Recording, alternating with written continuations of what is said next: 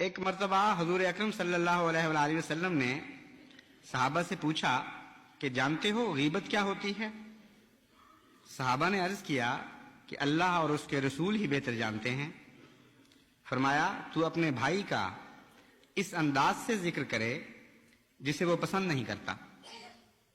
عرض کیا گیا کہ حضور کا کیا خیال ہے کہ اگر وہ بات جو میں نے کہی ہے میرے بھائی میں پائی جاتی ہو، تو آپ نے فرمایا کہ اگر وہ بات جو تو نے کہی ہے تیرے بھائی میں موجود ہے تو تو نے اس کی غیبت کی ہے، اگر موجود نہیں تو نے تو اس پر بہتان باندھا ہے۔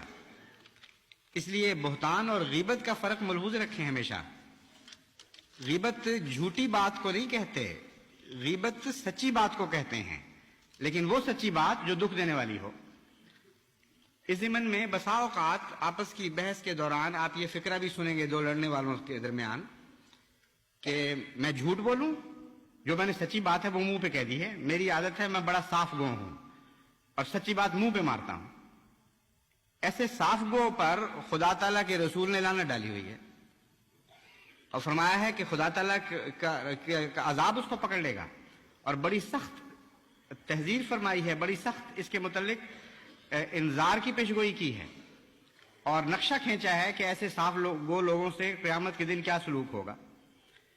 تو سچ کا یہ مطلب، یہ تصور بالکل جھوٹا اور باطل اور جاہلانہ تصور ہے کہ جو بات دکھ پہنچانے والی ہو کسی کے منہ پہ ماری جائے۔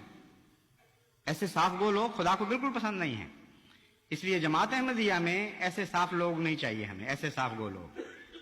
ہمیں تو ویسے صاف گو لوگ چاہیے جیسے حضرت اقدس محمد مصطفیٰ صلی اللہ علیہ وآلہ وسلم تھے، ان سے زیادہ صاف گو کون ہو سکتا ہے؟